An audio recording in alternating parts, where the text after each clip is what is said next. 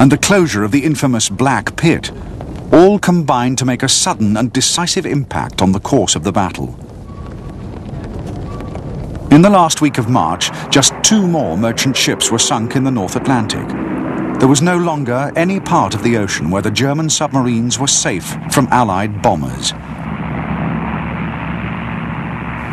By stopping the U-boats traveling on the surface, the Allies defeated the Wolf Pack. Having crushed the U-boats' most successful tactic, the Allies now went all out to destroy the submarines and eliminate them altogether from the ocean. Bombing raids against the U-boat construction yards were stepped up, and one raid on Bremen alone destroyed the hulls of 9 submarines.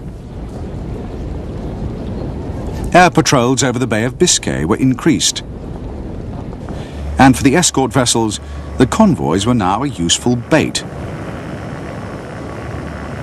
The merchant ships attracted the U-boats, which the warships could then hunt down and destroy. The result of the Allied offensive against the U-boats was devastating. By the end of March, 16 submarines had been sunk for the loss of 95 merchant ships. In April, the Allies sank 17 submarines. In May, Dönitz had more U-boats in the Atlantic than ever before, but to no avail. That month, the Allies destroyed an incredible 47 U-boats. For the very first time in the entire battle, the Allies had destroyed more submarines than the number of merchant ships lost.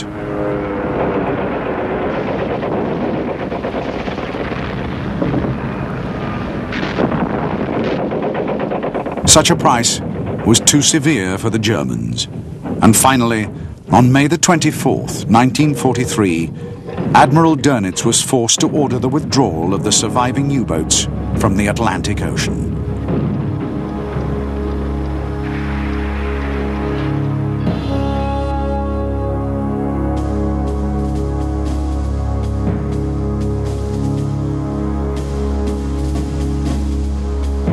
The Allied destruction of so many submarines in the spring of 1943 left the U-boat arm irreparably damaged. The German Navy had suffered one of the most dramatic turnarounds ever in a battle of attrition, with victory almost in sight. 1,000 of its very best officers and men had been killed in a single month.